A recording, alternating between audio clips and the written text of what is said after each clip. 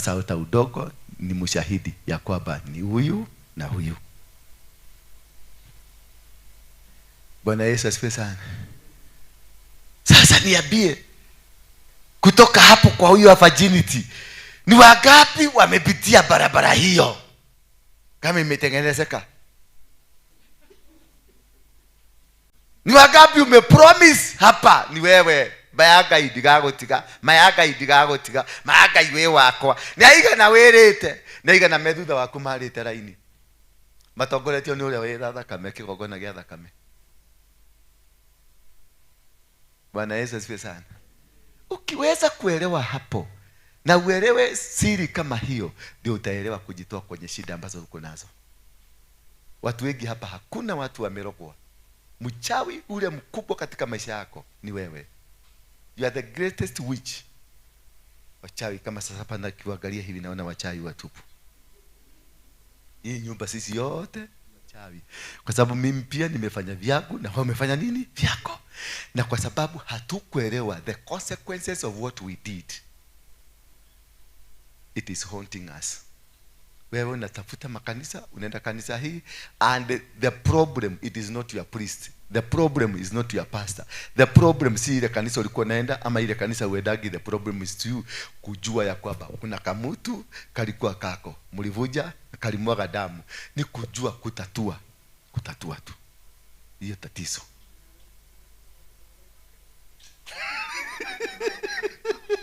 Ateke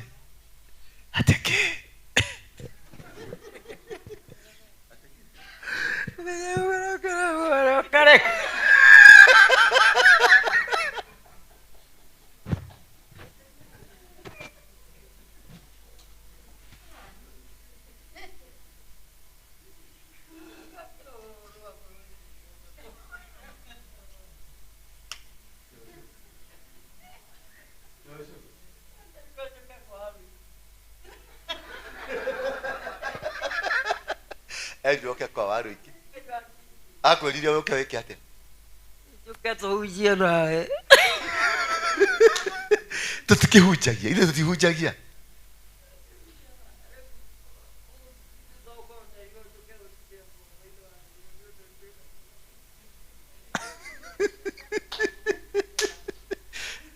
Kiwa kione yako hutie na kutikirina thena. Mwadhani agosho. If you are able to understand this kind of thing, you will be able to set yourself free. Tupatie Jeremiah 35. Jeremiah 30, chapter number 35. So that you understand. Hii tumeona, this is a programmed poverty. Because of a word that was spoken over you. Not to you, to the soil. Now let's see the word spoken now to you. How it happens. Neno hili ndilo lililomjia Yeremia, the same man Yeremiah. Najua Yeremiah, tukisoma chapter number 1 ya Jeremiah, inatuambia Jeremiah alichaguliwa na Mungu kuwa nini? See, today I have set you over nations and kingdom, to destroy, to overthrow, to bring down, to pull down, then to build and to plant. So ni mtu wa kuvuja madhabahu na ni mtu wa kujenga madhabahu. Hiyo ndio ministry yake. Sasa neno hili ndilo lililomjia Yeremia kutoka kwa Bwana katika siku za Yehoyakimu mwana wa Yosia mfalme wa Yuda, na kusema hivi: nenda kwa nyumba. Tena ameambiwa, tena ametumwa. Ule alitumwa kwa mchanga, sasa ametumwa kwa nyumba. Nenda kwa nyumba ya Warekabu, ukanene na wao, ukawalete kwa nyumba ya Bwana katika chumba kimoja, ukawape divai wanywe. Sikiliza, simamia hapo kwanza. Jeremia ametumwa kwa nyumba ya Warekabu. Nyumba ya nyweta kwa tia Baria Keng'ori. Ate odie kwa Baria Keng'ori, Baria Kenyajui, Baria Waroige. Bwana asifiwe sana. Uende kwa nyumba ya Warekabu katika, uwapeleke kwenye chumba kimoja cha nyumba ya Mungu. Othi kwe Baria Keng'ori, umeoye umatware kanitha-inĩ synagogue, uwapeleke kwenye chumba kimoja bari yothe umaigirie kanyumba-inĩ kamwe thĩinĩ wa hekalu. Tumeelewana mpaka hapo? Uwapeleke ndani ya hekalu, uchukue wa nyumba ya Warekabu, woye nyumba ya Kinyanjui, nyumba ya Kariuki, umatware nyumba-inĩ ĩmwe thĩinĩ wa hekalu, umahe ndibei manyue. Nĩ Ngai wĩra Jeremia athi akahe andũ a Ngai ndibei manyue, ta kũrũrĩra ndibei manyue. Nenda wala ukawape ndibei wanywe. Tuendelee baba. 3. Basi nikamtwaa Yazania Rubalio mwana wa Yeremia mwana wa Habasina na ndugu zake na wanaye wote na nyumba yote ya Warekabi. Nio ya muhiriga wothe wa nyumba ya Warekabi. Akawapeleka wapi? Tuendelee baba. Nikawalete ndani ya nyumba ya Bwana, akimatwara thĩinĩ wa nyumba ya Ngai, ndani ya chumba cha wana wa Hanani mwana wa Igidalia mtu wa Mungu, kilichokuwa karibu na chumba cha wakuu, nacho kilikuwa juu ya chumba cha Masea mwana wa Shalumu bawabu. Akimatwara festiri ndimwire na ragweji mukwada, akimatwara ku festiri nyumba-inĩ ya Ngai, akĩoya ciana icio ciothe cia Rekabu akimatwara ku festiri nigetha kamahere ki ndibei kuo.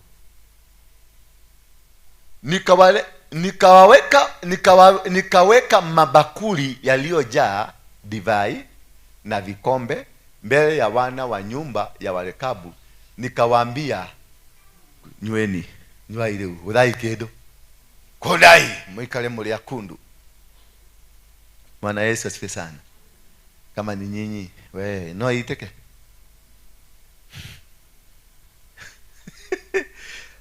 no itwe hau wale hero gatifika kawaini red wine kale kaguthia nyama kagilasi aje kumelia mata akawapatia, akawaambia, kunyweni methe-inĩ wa nyumba ya Ngai. Matire kirafu, wako ndani ya nyumba ya Mungu. Lakini wakasema, tadhikiria leo, lakini wakasema hatutakunywa. Nani alituma Yeremia? Ni Mungu. Akaambia, nenda kwa nyumba, upeleke familia hiyo, umatware thĩinĩ wa nyumba yakwa, na umeterie gĩkirathi nĩngũrĩha. Nĩ Ngai werire Yeremia. Mwathani agocwo. Wakasema hatutakunywa divai, maana reason ni nini? Yonadabu mwana wa Rekabu, Yonadabu mwana wake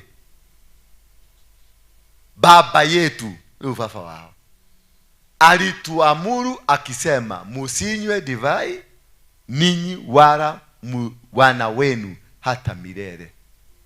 Lakini nani ametumana? Na wao wamesema tukurumira baba yetu alituambia musinywe divai nyinyi hata watoto wenu musinywe milele. Alafu ikakuaje? Tuendelee baba. Wala msijenge nyumba. Sasa angalia hapo. Sasa unataka uelewe. Wakaambiwa musinywe divai nyinyi hata watoto wenu milele. Wala msijenge nyumba. Mero ginya matigake nyumba. Ni baba wao augire amatigire kirumi, akiuga mutikana nywe njohi ona mutikana ke nyumba. Wala musipande mbegu na mutikana lime. Wala musipande mizabibu mutikana hade mithabibu. Wala musiwe nayo ona mutikana koro mugitanio nayo. Nikirumiru kiraria. Bali siku zenu zote mutakaa katika hema, mutore muikaraga hema-ini. This was the first IDP.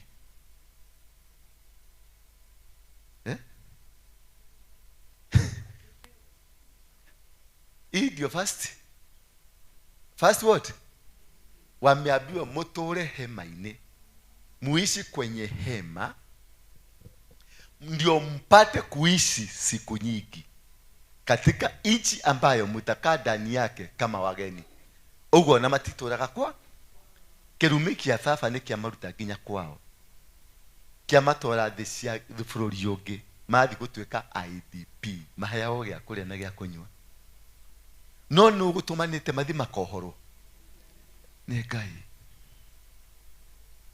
no nä maga gwathä kä ra Ngai. Mathä kä ra å må gambo wa ithe. Tuendelee baba 8. Nasi tumeitii sauti ya Yonadabu mwana wa Rekabu baba yetu katika yote aliyotuamuru, kwamba tusinywe divai siku zetu zote, sisi na wake zetu na wana wetu na binti zetu. 9. Wala tusijenge nyumba za kukaa, wala hatuna shamba la mizabibu wala shamba wala begu.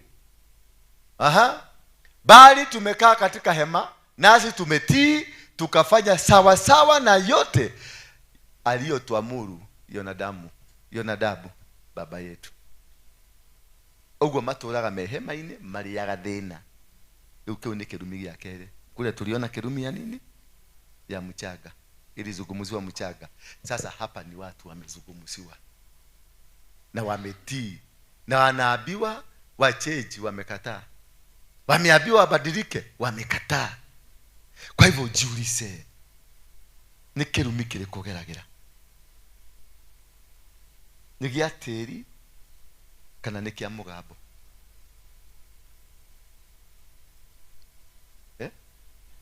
We ni cierĩ?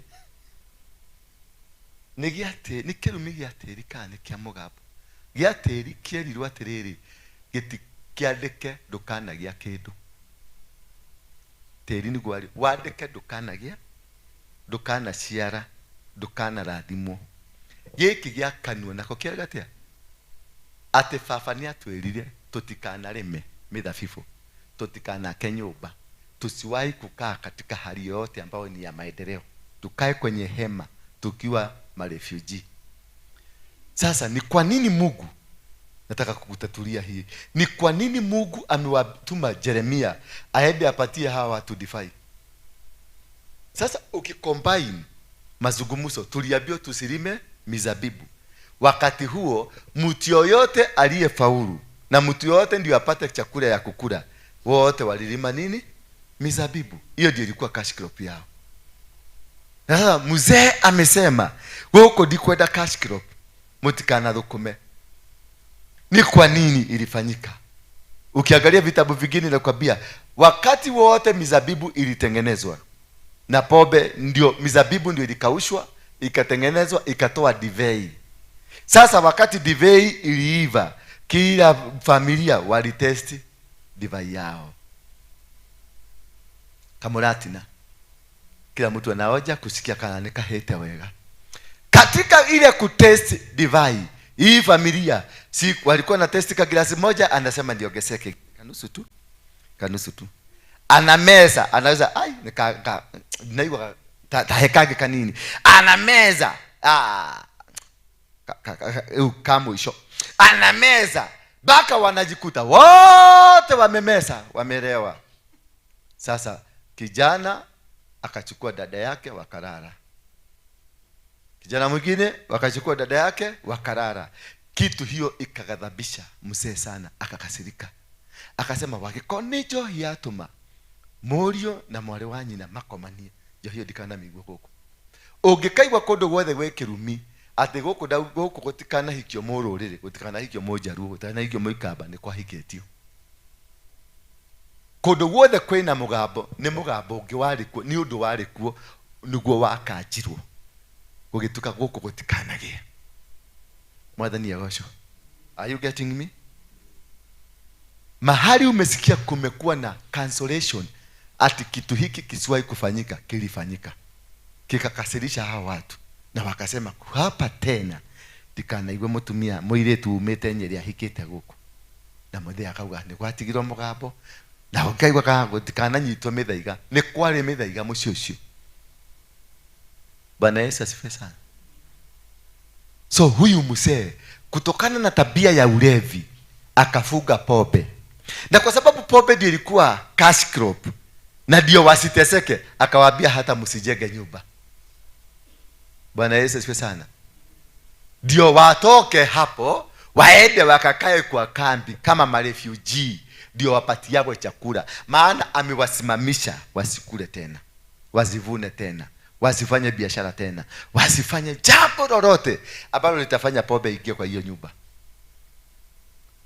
So makosa kadogo tu kama makosa kakubwa kanaweza kusababisha the entire family, entire generation, kama generation 5 zipitie kwa matatizo kwa sababu ya mtu mmoja.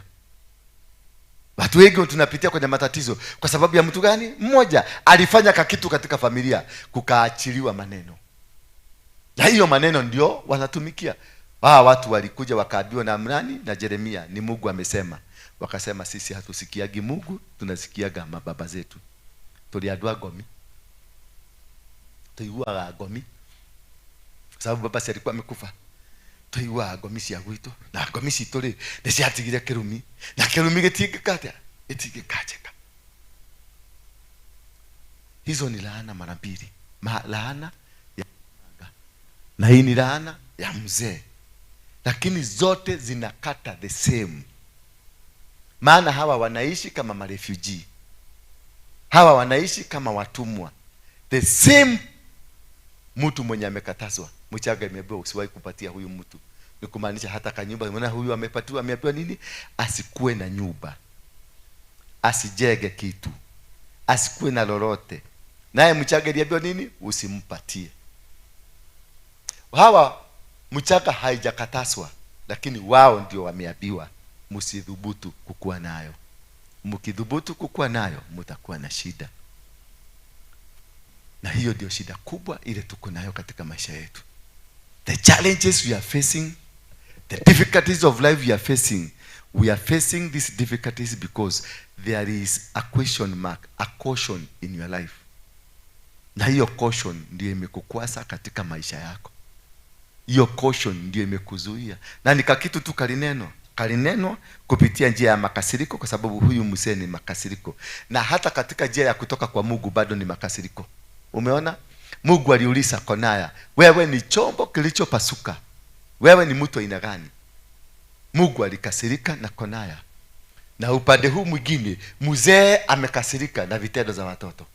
Kwa hivyo the solution hapa ya kuleta hii matatizo yote ni makasiriko. Na wakati wowote Mungu mtu akiachilia makasiriko inakuleteanga shida. Most of you are facing challenges kwa sababu mlikuwa na makasiriko na wazazi wenu, mko na makasiriko na spiritual fathers wenu, mko na makasiriko na ma-uncles, mko na makasiriko na yule bwana alikuwa amekuoa, mko na makasiriko na yule mke alikuwa wako. Kuna makasiriko mahali, na hiyo makasiriko ndio imeinua madhabahu ya umaskini ndani ya kwenu. Your spiritual father can cause you to stagnate forever. Your father can cause you to stagnate forever. Mtu yote mwenye ako na mamlaka juu yako, na niliwaambia siku moja, watu ambao wako na mamlaka juu yako ni watu gani? Mtu mmoja ni sabu chifu. Yule unaonaga chifu ako na authority ya president. Si ofisi yake imeandikwaje? Office of the president. Ako na authority. Ndio unaonaga wako na power ya kupatiana shamba na unajenga. Na babiri, mwalimu mwenye alikufundisha, alikulea, mwalimu ako na power ya kukuharibia maisha ama kuachilia baraka kwako. Na batatu, mzazi ambaye amekuzaa pia ako na power kubwa sana. Na baine, mzazi ambaye anakulea kiroho ako na power. Namba 5, mtu yote mwenye ako na mamlaka juu yako. Anybody that has an authority over you ako na power ya kukuharibia maisha yako. Atakuzuia, atakitoka mahali na makasiriko, ama aseme kitu na makasiriko, amekufuga. Na sasa wewe utashinda ukimagamaga huko, mumagamaga. Nilishautia huyu, nikamwambia, nikamkasirikia, na nikatoka. Kesho tukaenda tukakunywa naye chai, kwa sababu haikuwa kitu ya kutusubua sana. Mimi kwanza nimemrushia kitu, nimemfunga, lakini bado tumeenda kukunywa naye chai. Tumesahau na hiyo kitu. Hiyo kitu haikusahaulika, maana imeandikwa. Yeye itaendelea kumkula, lakini tutaendelea kutembea na yeye kama rafiki. Bwana Yesu. Na ndio kwa maana Biblia inasema kusiwe usiku kabla hauja cancel makasiriko. maana utasahau. Na ukisahau kesho tutapata na huyu tukanywe kahawa, tumesahau wenye nilifanya, lakini already kifungo nimeweka kufuri ndani yake. Tutakuwa ni sisi ni marafiki, ataanza kuisha, ataanza kuagamia, tukicheka tu. Lakini ni mimi nilifanya nini? Na mimi nilisahau na nikaondoka na nikaenda. Sasa mzee huyu atanitafuta, atajitafuta, ajitafute, siku moja ndiye ataulizwa. Kuna mahali atapatana na nabii wa Mungu amwambie kuna mahali mlikosana na mchungaji ambaye mlikuwa chini yake. Sasa yeye atajaribu kupiga hesabu, ataona hakuna. Maana hakubuki tulikosana. Ni ile sasa tulikosana alafu na tukapendana na tukaendelea. Lakini hatukuchukua hatua ya kukanzo hiyo maneno. Niko hiyo hatua masiode. Bwana asifiwe sana. Ndio nasikia kwa Kikuyu tunasema nini? Tua masiode. Nigetha matigatuike watho. Ingiaga kumatua ni matuika ki watho. Na ndaguthukiria muturire waku. Bwana Yesu asifiwe sana. Sijui kama tunaelewana leo. Leo nimewauzia uoga sana. Naona mmestuka sana mpaka Lilian pale anaanza amefanya calculation, amekubuka, ameona ile shida yako nayo. Ni vizuri niwaambie muone shida. Hii mambo ya kwenda biguni niwaambie tuweke on hold kwanza, tutatue matatizo ndio tupake safari ya kwenda biguni tukiwa safi. Sababu mnaenda wapi? Mmefugwa. Wengine mmefugwa na mapasta, wengine mmefugwa na virginity yenu, wengine mmefugwa na utamu ile ukisema meaga idigagotiga wewe wakwa ginya kukua. Hizo maneno yote zote hizo ni combination ya matatizo, combination ya shida zetu zote. Ni mambo mengi. Hii mdomo ndiye imetuletea shida ile mingi. Hii mdomo ndiye imeleta matatizo ile makubwa tuko nayo. We are suffering not because we deserve to suffer. We are suffering because there is something I said in the presence, nikiwa kwenye roho hapa, nikiwa hapa ama nikiwa kwenye roho, kwa sababu sio lazima nikuwe hapa ati ndio itendeke. Naweza kuwa as long as the spirit is ndi bado niko in the spirit form. Nikiongea maneno ile nitaongea maneno baya, na hiyo maneno it will grieve the Holy Spirit. Na kitu yote ambayo ina grieve the Holy Spirit, it takes you 10 generation to uncover. Anything that grieves the Spirit of God, it is 10 generation, not 5 generation. So ni vizuri sana unaangalia ni wapi unafanyia hiyo maneno na ni wapi unasemea hiyo maneno. At what position were you? Were you in the position of the Spirit of God? Ulikuwa kwenye Holy Spirit. Umara seta kwa takolini mshita kata raini. Umara raini ne ko hine go diete. Kana go dia gate. Mugo mugaga.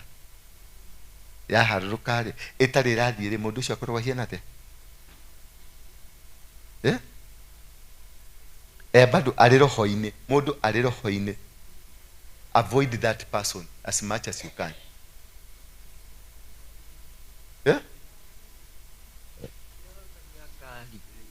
Niguo guthiaga wakia ngari ni rumaga riu nayo koragwo akitio kuma iguru nigetha unyiterera riu.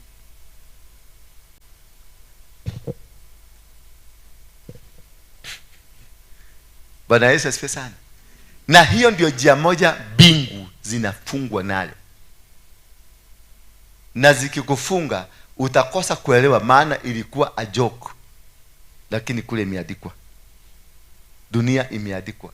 So wewe kwa wewe ulichukulia ni kakitu tu kakupitia, lakini kumeandikwa. Wakati nilikuwa nawaambia huko Morem, nikichukua hizo mashamba zote, nilichukua busi moja nikachija, nikachukua udogo mchaga ya hapo, nikachanganya na hiyo damu. Nilipochanganya nikachukua mkono juu, nikaambia mchaga, wewe ni wangu kutoka leo. Na ilikuwa hivyo.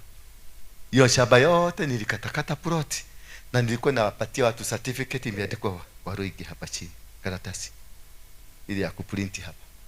Hiyo karatasi watu wote wa Morem wakupatia hiyo certificate yao, imewekwa signature yako. Na walienda bank wakakopa loan na hiyo certificate. Na watu wa upande hii nyingine ya umoja, wao pia walipatiwa certificate na moja. Walipopeleka bank wakaambiwa hii ni certificate, tunataka title. lakini yangu ni certificate the same kama ya Mweje, na mimi ndio nimesaini, ile imesainiwa na Mweje, na Mweje alikuwa MP, mimi sikuwa MP, lakini ya Mweje ilikataliwa bank, yangu ikakubalika. Ni kwa nini? Kwa sababu niliinua na madhabahu, nilichija busi, nikainua, nikakamata hiyo kitu na madhabahu. So in the spiritual realm it is commandable. Mahali popote hiyo karatasi itaenda, itafanya kazi because it has been commanded spiritually.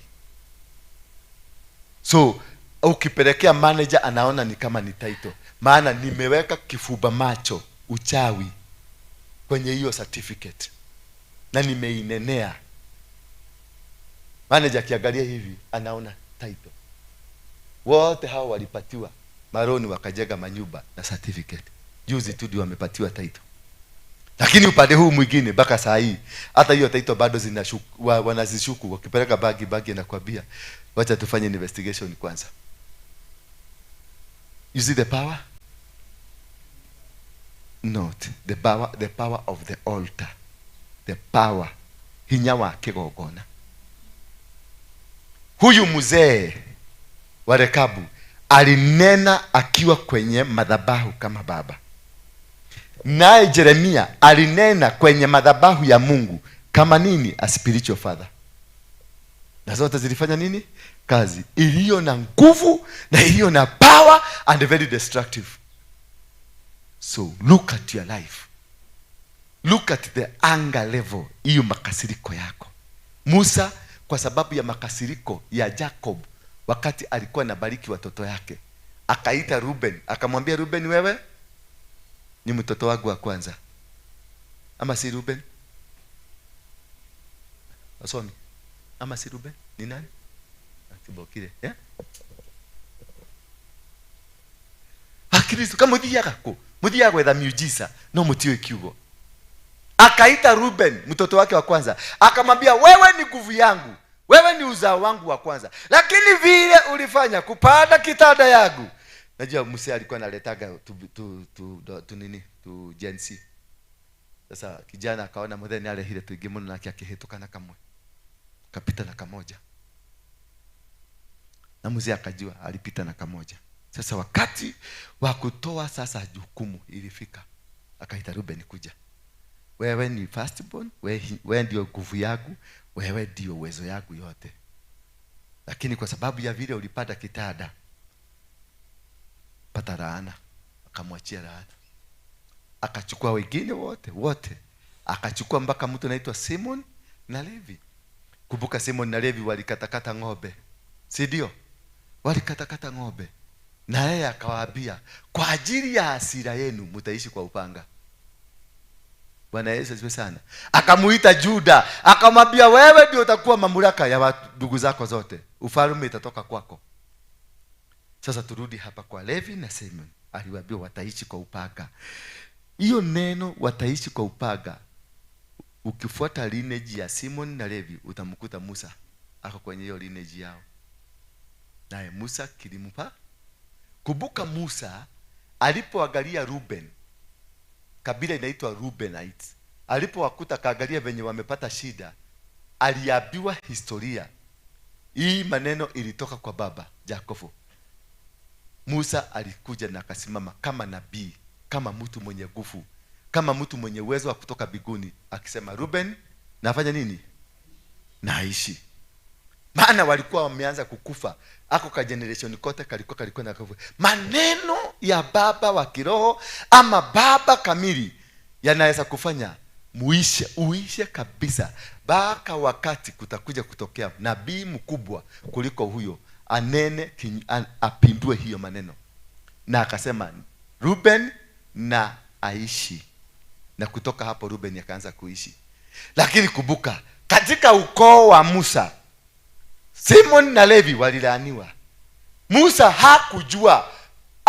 hakujua kucancel maneno yake, because hangeweza kucancel. Alihitaji mtu aliyekuwa juu yake. Bwana Yesu asifiwe sana. Yeye alitoa mwingine kwa shimo, lakini akabaki ndani ya shimo.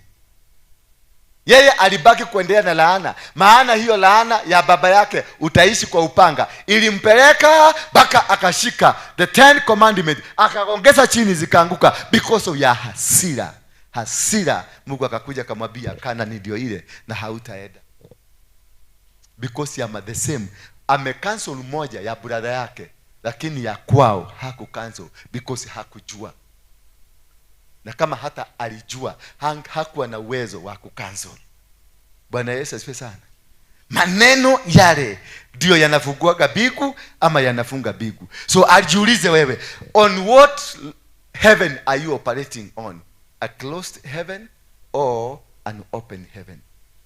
The only person who can open your heavens is God or the man he has sent to you. The person who can close your heaven, it is the God or the person he has sent. Alimtuma Jeremiah kufuga bigu ya Konaya. Alimtuma Jeremiah bado kwenda kufungua bigu ya familia ya Rekabu. Bwana Yesu asifiwe sana. So huyu mtu ako na uwezo wa kufuga na ako na uwezo wa kufanya nini?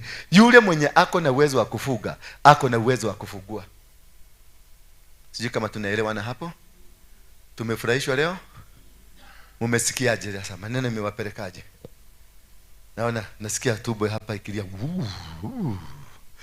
Akikumbuka maneno venye yako. So wacha kuentertain sana, kukua ati ni kama mna mzaha na mtu ambaye ako juu yako, anaweza kukuharibia maisha yako. Wacha kukua mzaha sana na Mungu. Mkiambiwa mkae this direction, kaa hiyo direction, because that is how God wants you to be. In any case, it will cause you a huge damage. It will destroy you. Na utaishi ukilia, utaishi mkiwa na apostle hapa, na maneno itakuharibikia. Niko na uwezo, nitakuharibu tu, na tukicheka na wewe na tuende tukakule hoteli na wewe na nisahau, lakini kumbe kuna kitu niliachilia na already kimeandikwa, ushikisha andikwa. So nisipokuja immediately duwe matasho atetua mashiode. Ndio ulikuwa nasikia mzee ama mtu akisema, akikwambia kitu na nisirudi kusikia ukifanya hivyo na tikerumi. Netuko magwega nyaũngagĩrĩra kiugo na tike rĩu niĩ ndagĩkwĩra ũguo na ndinakwĩra ti kĩrumi, nĩ gĩatuĩka kĩrumi. Kĩũndũ kĩu ngũgwĩka nĩ gĩatuĩka kĩ? Gĩatuĩka kĩrumi, tondũ ndinauga na tike na ti kĩrumi, kana ndũnanjĩra tua maciothe. Wakati huyu naitwa Kaini, wakati hukumu yake ilitolewa na kukasemekana Mungu aliachilia hukumu kali sana juu yake, kali sana, Kaini aliambia Mungu, hiyo hukumu imekuwa kubwa sana. Yale maneno yote Mungu alikuwa amesema, huyu jamaa akaicancel, akaibadilisha. Ndio naona Kaini hata kama aliua ndugu yake, bado alienda akajenga city inaitwa City of Enoch. Hiyo Enoch ni hiyo muherega. Bwana Yesu asifiwe sana. So everything depends on you. Everything depends on how you handle the spiritual aspect of your life. Whatever that is around you causes you to suffer or causes you to stagnate or causes you to prosper. What kind of words that are coming from your mouth? Ni nguvu gani unaachilia? Na mahali huko ni heshima gani unapatiana mahali huko? Ni mamlaka gani uko chini yake? Hiyo mamlaka unaiheshimu ama unaidharau? Hiyo mamlaka unaiona kama ni muhimu? Mwalimu aliyekufundisha wa nasari ako na uwezo wa kufuga maisha yako completely. Bwana Yesu asifiwe sana. Leo mmefurahi?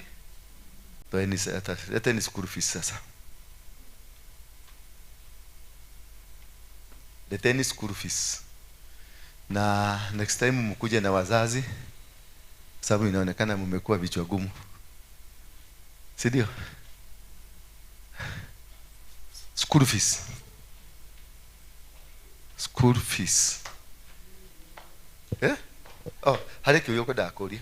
Tayarisheni school fees huyu akiuliza.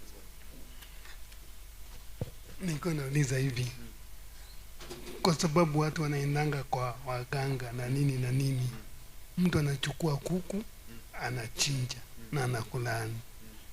Sasa hiyo kitu taondoaje? Kitu yote kiwe kwa muganga ama kwa pastor. Pastor na muganga ni one and the same. Mnielewe vizuri, pastor na muganga ni one and the same, because they are commanding spiritual realms. Huyu ana command a spiritual realm ya kishetani, na huyu ana command spiritual realm ya kiungu.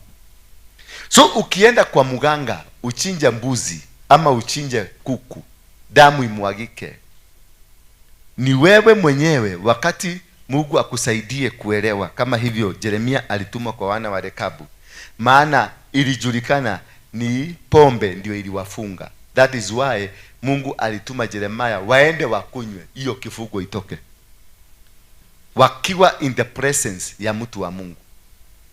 So the presence, yule mtu utavunjia hiyo madhabahu, lazima akuwe ni mtu mwenye ako na authority juu ya ile kitu umefanyiwa. Kama ulienda kwa muganga, Mungu atakudirect mpaka uende kwa mtu aliye juu ya huyo muganga. Kwa sababu kwa mfano, kama ule ulienda kwake ni muganga ambaye watu wanatembeanga kwake wametoka Tanzania na wametoka Ethiopia, wametoka Uganda, huyo ni muganga wa kimataifa. That is an international witch doctor. Kwa hivyo yule, the only pastor ama bishop ama the high priest mwenye ana uwezo wa kuvunja madhabahu ya mtu kama huyo, na yeye lazima akuwe ako na cloud international. Wale watu wanakuja kwake ni watu international. Mnanielewa? So lazima ndio sasa huyu alienda kwa muganga mwenye alitembelewa na watu kutoka Uganda, kutoka Amerika, kutoka mahali popote. Sasa akikuja, mimi kama sijawahi patana na mtu mwenye ametoka nje ya nchi hii hapa kwa hii kanisa, siwezi vuja madhabahu yake, kwa sababu yeye ako juu yangu. Spirits, they respect each other. Dogihota atika pastor karaga kwanyu unakaonaga kanatoaga mapepo kale ka huko kwa geshagi kwanyu, kanatoaga mapepo mpaka watu geshagi keima niko katabulekete, ukamuleta Nairobi, mapepo itampiga vita. Mapepo ya Nairobi itamweka ngumi na imfukuze kama kaubwa. Kwa nini? Kwa sababu mapepo ya Nairobi ni national, mapepo ya kule geshagi kwenu ni divisional. Umenielewa? Lakini umeelewa hiyo? Naona hukuelewa. Mapepo na roho wa Mungu zinaendana na ranks. Kama pastor wa kwenu wa pale kwa nyuga turageta kwate kageshagi geshagi kwa nyuga turaga geshagi geta kwate Gorano, wagikoro pastor wanyu ni wa Gorano, ndari auma nja ya Gorano, acamanie na we umete na mapepo makuma America, ndangihota gukuruta daimono icio tondu power yake ithirire gatura-ini kau. Ni mwanyita? Nake kuri pastor uigwekaga bururi no hekete gitio bururi-ini pio, na akaigweka na thauti yake, mugambo wake no igwekaga thiini wa bururi, no ndaigwekaga nja ya bururi, ndaigwekaga hare Uganda. Kanitha gwake gutire mundu umite ona kabururi kangi agoka kwake, ndange command demons cia Uganda. Are you getting me? No athire gacagi kari Uganda kou no ekohota tondu no gacagi ni gacoka thi. Maroho ni mari rank. Maroho ni mari ki? Na maroho mateaga ranks. Nikyo ugo igwa kigokona kiria kinene nikyo kirutaga wira.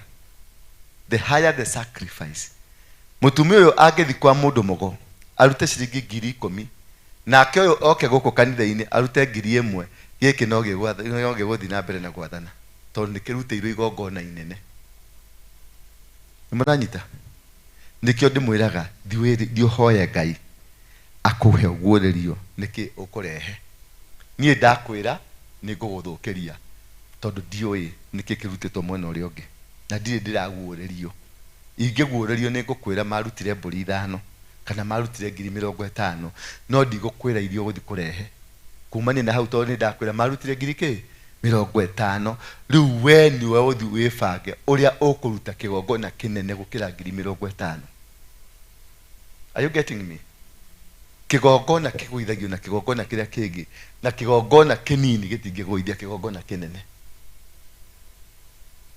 Ona kiri gia kwa ngoma gikinene kirutirwo magongona manene ona tuhoye haha gutiri undu ungikika nikionaga niturutaga magongona no tuti toragia bara ukauma guku gathi kwa Ezekieli ukauma guku gathi kwa Ng'ang'a ukauma guku gathi kwa riongi no uraturana gathina kariko to nduri wamenya niki uruaga nakio nduri wamenya hinya wa kigongona kiria gikunyitite nduri wamenya no waririe muturire-ini waku. Are we getting me? Until such a time you are be able to know who is speaking, what kind of a spirit that is in your life, that is the time you'll be able to bring down the altar. Na kuvuja madhabahu, it is not an event, it is a process. Umenielewa? Sio ukuja hapa siku moja na uende ati niliwekelewa mkono nilitoa dhabihu. Hiyo ni upusi, ni ukae chini. Deliverance ni masomo. Deliverance si kuwekelewa mkono. Kuwekelewa ni mkono ni just a bit of it, lakini deliverance ni masomo ndio uweze kujielewa. Deliverance is a self process. Once you be able to understand, hivyo nimewafundisha, mumeanza deliverance, muko ndani ya class ya deliverance, na sasa unaelewa jinsi ya kufanya, jinsi ya kuenda na ni wapi utaanzia. Na deliverance inaweza kufanya hiyo maneno tumefanya, lakini uanze kufunguka next year mwezi wa 3 ndio utaanza a process. Ni kiignite kifunguo sasa inaanza kufanya kazi, na labda mahali kifungo ya kwanza itafungukia ni mwezi wa 3 next year, ndio utaanza kuona kitu imeondoka. Unakaa mwezi wa 4 unaona kitu kingine imefunguka, unakaa mwezi wa 7 unaona kitu. Lakini process ya deliverance ikianza, hakuna mtu anaweza kuizuia, hata wewe mwenyewe hauwezi kuizuia. The moment imefunguka ya kwanza, the process ikianza, it is a self process that goes on. Hauwezi, hata wewe mwenyewe hauwezi kuizuia, inaanza, ina take over wewe. Ndio naona kuna watu they are in the process now, wako kwenye process. Kama uko na mwanamume ama mwanamke na ako na mashida, lakini unaona kuna kitu ameanza kuchange, mupatie nafasi yake apeleke, usimweke pressure, maana ako kwenye ile kitu inaitangwa drive mode, ile inajipeleka peke yake, hana control. Hiyo mtu hakuangi na control, ana controliwa sasa na the spirit ya Mungu imetake over. Sasa ndio inaenda ikingoa kila kitu iko ndani yake.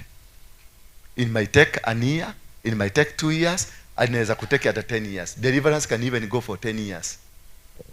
That is why you need to sit under a man of God who is a high priest to guide you through. See a man of God. Kama ni mambo ya madhabahu, don't sit under any man of God. Enda utafute ujue kama ni high priest, ni kuhani. Kuhani ndio ako na power ya kuvunja madhabahu. Jeremia alikuwa kuhani, lakini Elijah hakuwa kuhani.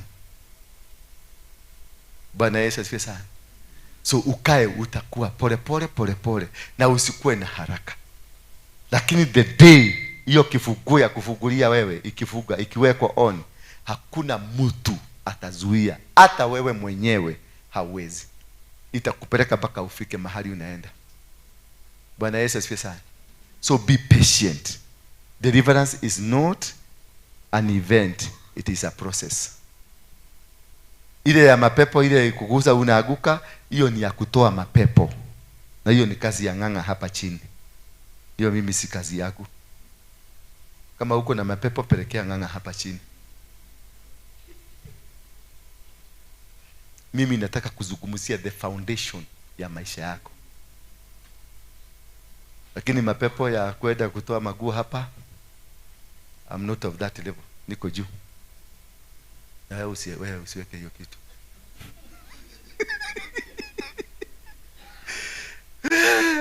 Hata nisikia lazima hiyo simu italia leo.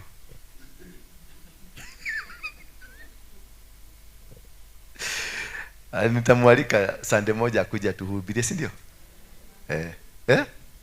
Ati hapana? Umpendi? Kwani mlikosana naye? Ng'ang'alito. Matuta. Ulikuwa kwake. Unamchukia kwa nini? Mahubiri yake. Ni mzuri. Kila mtu ako na mahubiri. Kuna mtu ako na style yake ya maneno. Bwana Yesu asifiwe sana. Wewe na wewe ng'ang'oka huko. Ni wangapi wanaweza taka ng'ang'anite akuje? Hiyo ndiyo aliniombea mimi. Niliokokea kwake. Mimi mnanipenda. Ni product ya huyo mse. Lakini mtoto ukizaa mtoto anakuwa mkubwa kukuliko, si ndio? Na anakuwa na ina. Hata wale ambao watazalika hapa watakuwa wakubwa kuniliko. Ndio nawaambia munyenyekee. Wacheni kiberebere mingi. Nyenyekeeni. Niko na kitu ninaweza kuachilia ya baraka na niko na kitu ya laana. Hiyo na mimi yangu naachilia, na sikufichi na kuachilia na kulaani immediately. Na nakulaani nikifungua macho nikikuangalia hivi. Kuna mahali utanipeleka? Hakuna, utie kudoge dwara.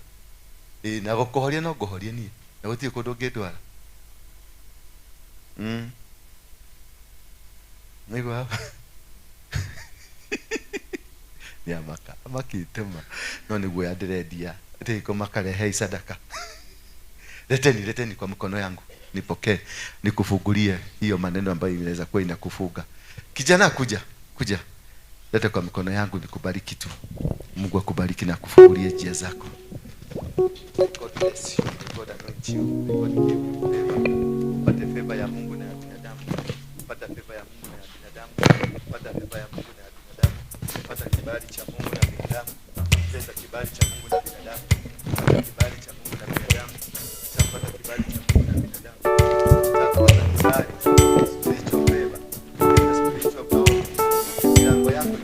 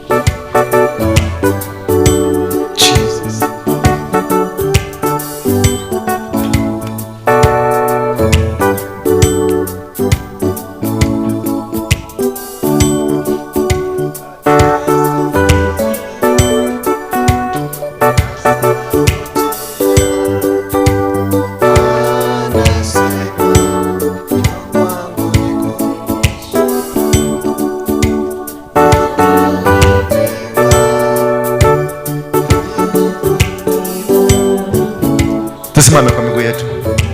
Chukua ile kitu umekalia, uwekelee kwa kitu kingine hapa. Na usivurute. Weka tu kwa kiti. Mungu akubariki, kusaidie. Funguliwa milango yako yote. Neema ya Mungu itembee na wewe. Kibali cha Mungu kitembee na wewe. May God bless you. Mungu akufungue. In Jesus name. Pata kibali cha Mungu. Mamlaka ya Mungu yakuwe juu yako. In the mighty name of Jesus Christ. May the Spirit of God dwell in you. Jensi kuja.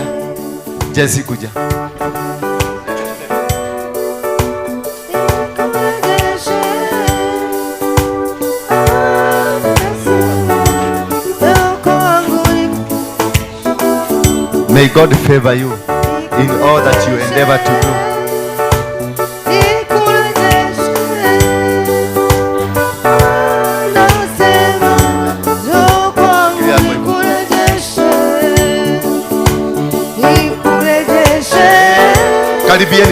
Karibieni. Wale watu wanaendanga choo tukianza deliverance wasiende. Funga hiyo mlango. Kuna watu wanaendanga choo tukianza. Wanaenda kuchukua mapepo sasa wakuje watupambane.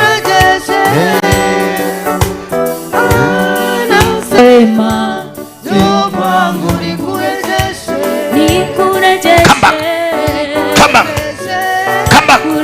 Rudi. The mighty name of Jesus. Break every covenant. Break every system. Na kata anga yote. Anga ya wachawi. Anga ya Illuminati. Anga ya Freemason. Toka. The mighty name of Jesus. Mwache huru. Mwache huru. Mwache huru. Mwache huru. Mwache huru. Mwache huru. Mwache huru. Mwache. Fungua yeye. Wacha naye. Fungua yeye. Fungua yeye. Break every covenant. Break every spirit over your life. Fungua yeye. Wachawi. Loose him. Wachawi, loose him. Loose him. Set him free. Set him free. I arrest you. Every spirit, every powers of darkness, I set you free. Njoo kwangu nikurejeshe yaliyoibiwa, yaliyochukuliwa na mwovu. Anasema njoo kwangu nikurejeshe, nikurejeshe, nikurejeshe. Anasema njoo kwangu nikurejeshe, nikurejeshe, nikurejeshe. Anasema njoo kwangu nikurejeshe, nikurejeshe, nikurejeshe. Anasema njoo kwangu nikurejeshe, nikurejeshe. Sasa iko hivi, tulia tu kidogo. Nataka tumkupe tu mawaidha ya kiroho ya kwamba kuna process mpya Mungu anaanza kuanzisha katika maisha yako. Process ya kukombolewa, process ya kufunguliwa, vitu zako zimefungwa. Maana huu ndio mwezi wa kuzaa. Inaitwa mwezi wa nini? Wa 9 wa kuzaa. Kwa hivyo kuna umbilical cord inakatwa. Maana ukizaa tunakata umbilical cord. Kuna umbilical cord inakatwa, utenganishwa. Huu ni mwezi wa wewe kutenganishwa na kile kitu kimekufunga, kutoka kwa wazazi, kutoka kwa marafiki, kutoka kwa matendo, vitendo ulifanya. Bwana Yesu asifiwe sana. There is a break of a covenant ambayo imekuwa imekushika. Because kama umesaliwa, mtoto akitoka kwa tumbo, kitovu kile bado kilikuwa kimebaki kwa tumbo ya mama yake. Bwana Yesu asifiwe sana. Alipozaliwa kikakatwa, mama na mtoto wakatenganishwa. Leo nataka nikutenganishe na any act, an altar that has been speaking in your life. Madhabahu aina yote ile ambayo imekuwa ikizungumza kwa maisha yako, ambayo imekuzuia baraka zako zimekosa kupatikana kwa sababu ya that altar. Mazungumzo, maybe your grandfather said, maybe your father said, maybe your boyfriend said, maybe your girlfriend said, maybe your an elder somewhere said. Kuna mtu alisema neno ambalo mpaka sasa limekufuka. Kuna mtu alisema neno ambalo mpaka sasa liko na tatizo katika maisha yako. Kuna mtu alisema neno ambalo limekuwa likikuzuia katika malengo ya kiungu, katika malengo ya kufanya kazi ya Mungu, katika malengo ambayo Mungu, shetani alikuinukia. Wacha, fungua minyororo, kata minyororo. Break every covenant, break every covenant, break every bondage, break every power za kishetani. Waganga, toka, mwache huru.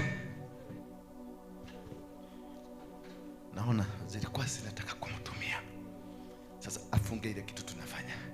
Sasa ukiangalia unaangalia kani, kiangalia nani na busy behave tumacho, anafanya tumacho hivi, unajua kuna mtu anatumika. Zinabadilishanaga, inaweza kuacha, inaweza kukaa pale, ingine ikae hapa, ingine ikae hapa, lakini zina coordinate.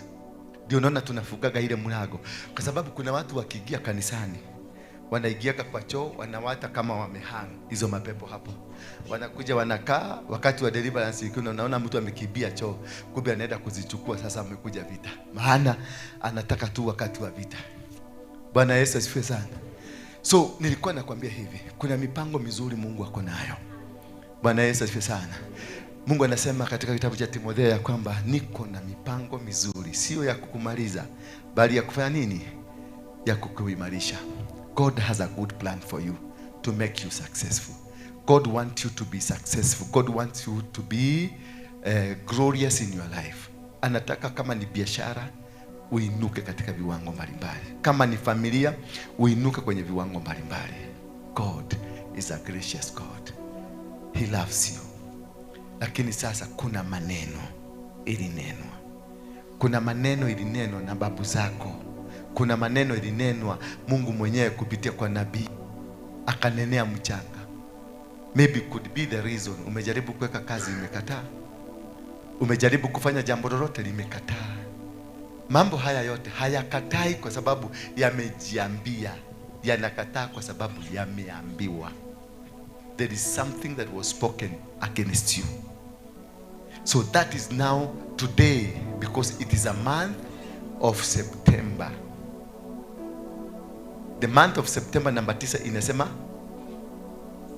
ni mwezi wa nini? Ni mwezi wa 7, mwezi wa kuzaa. Lakini tukifanya calculation vizuri tena, tutafanya calculation, utapata mwezi huu bado uko na ishara kubwa sana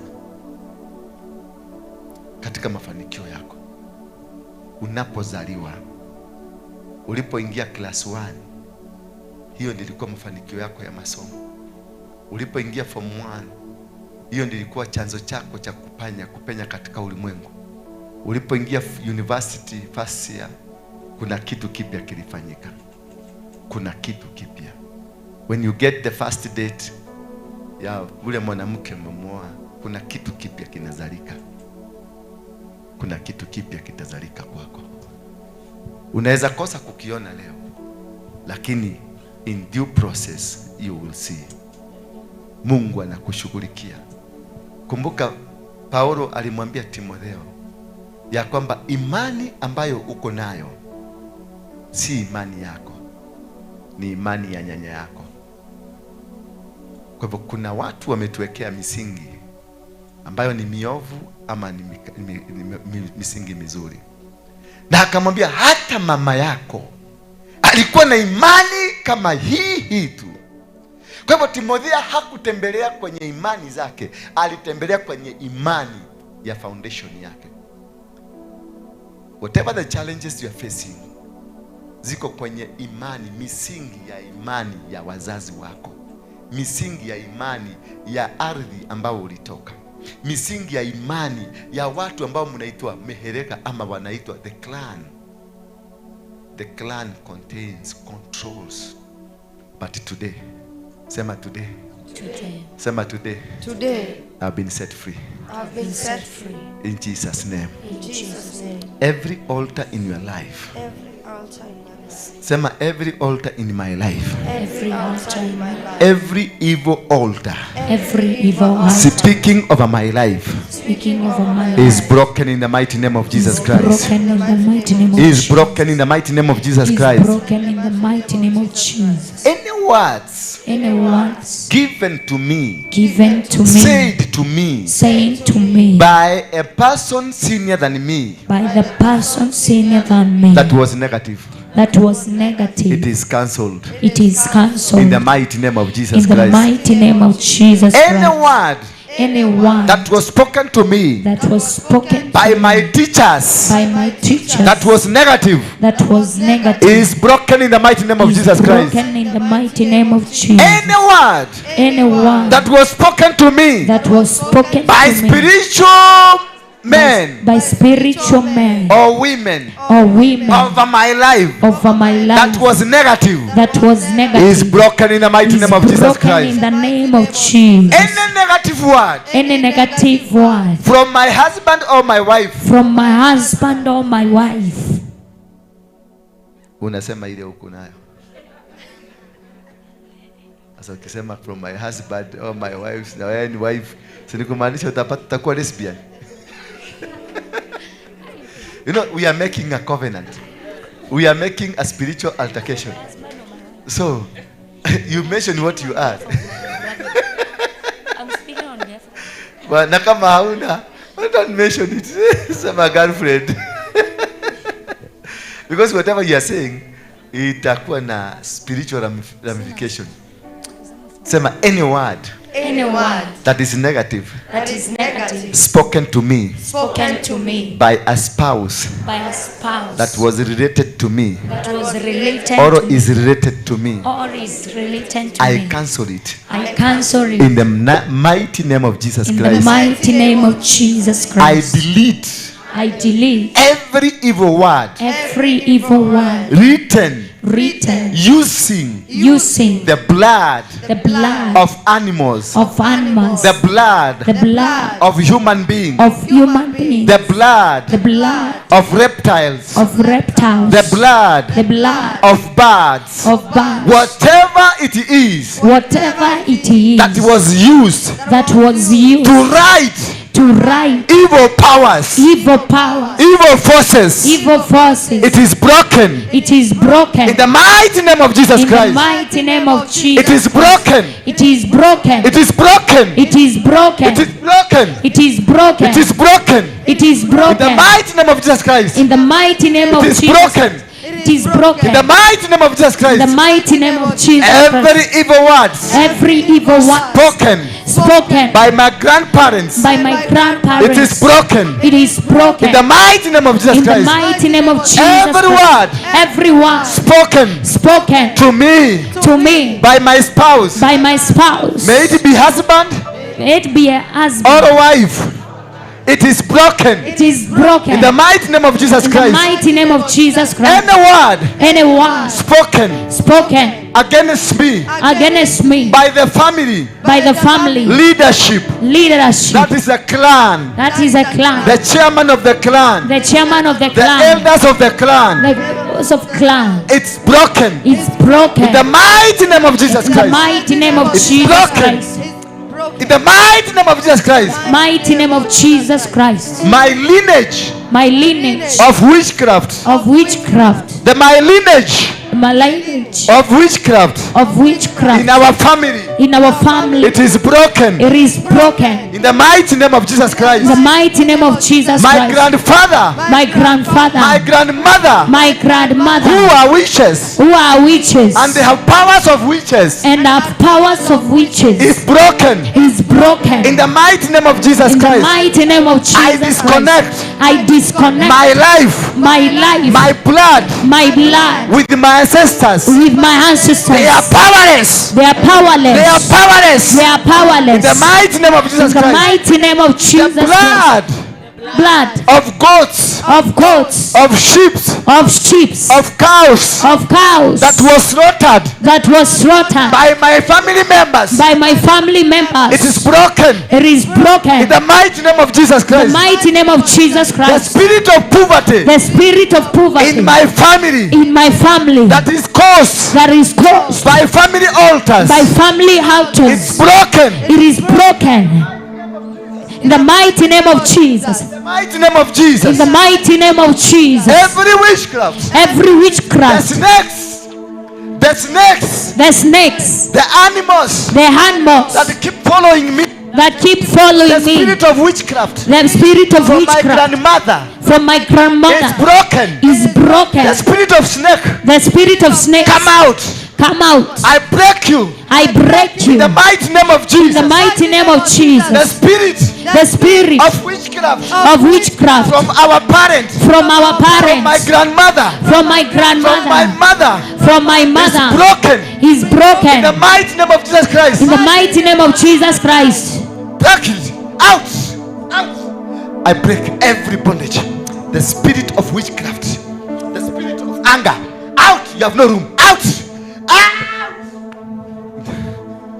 Nguvu za giza zimeshindwa kwa jina la Bwana Yesu. Nguvu za giza zimeshindwa kwa jina la Bwana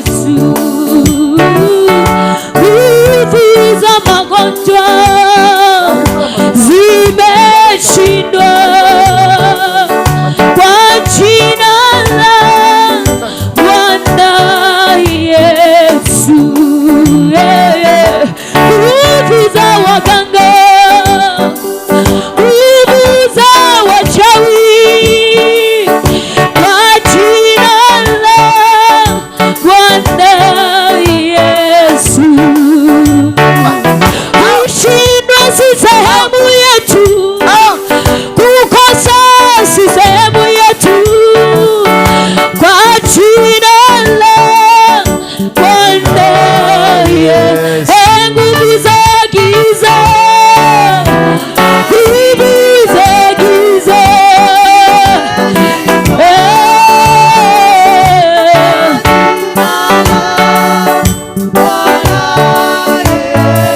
nguvu za giza, nguvu za kushindwa, nguvu za kukataliwa,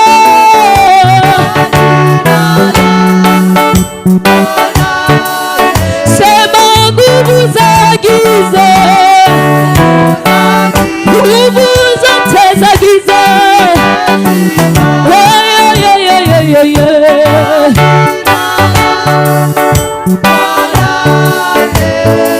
si kwamba je, si wala silaha, ni kwa Roho, ni kwa Roho, ni kwa Roho. Tunatangaza si kwa majeshi, wala sio kwa silaha.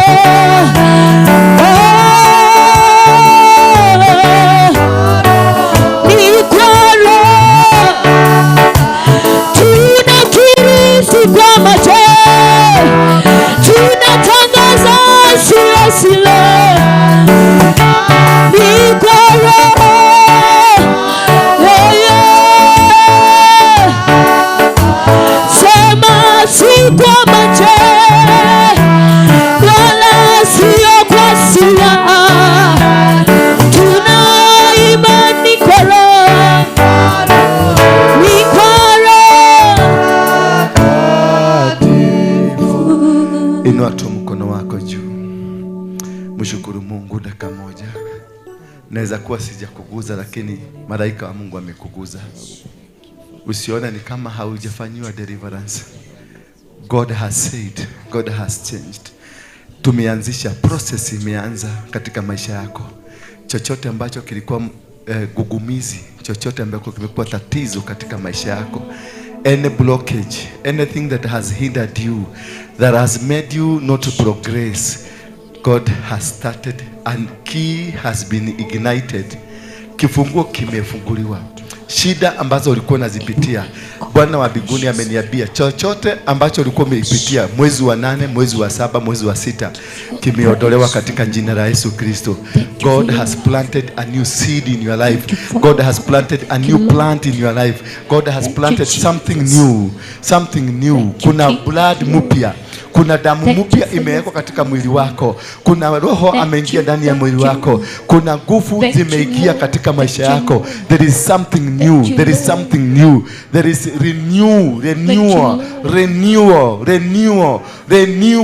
renewal. Kitu kipya kimefanyika in Jesus name.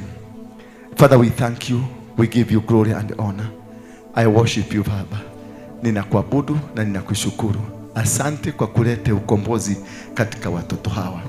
Asante for the connection ambayo umeconnect katika watoto hawa.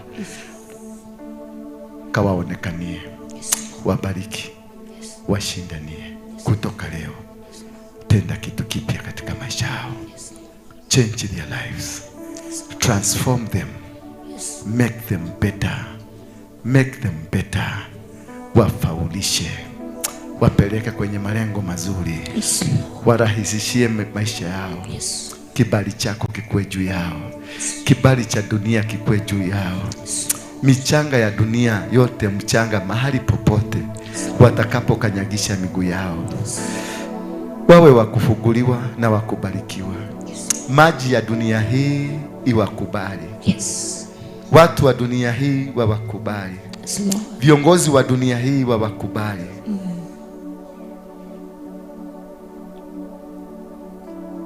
In Jesus name. Amen. Kuna roho wa Bwana anatembea. Tulia tu hivyo.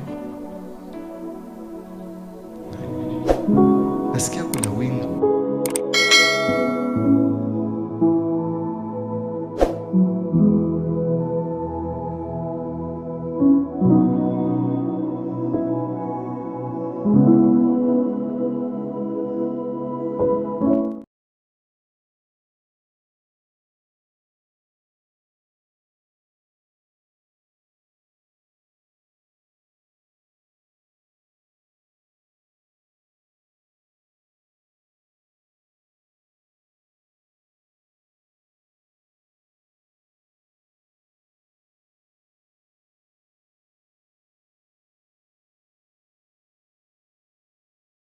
Ariel, Jezediel, Zedekiel. It is your space. Kuna watu wanajazwa na roho sasa. Kuna watu wanajazwa na roho. Ndio hiyo imeshuka. Roho wa Mungu ameshuka, wameanza kujazwa. Kuna watu watanena sasa kwa ndimi. Kuna watu watakuwa manabii. Kuna watu watafanyika kitu kipya, maana kuna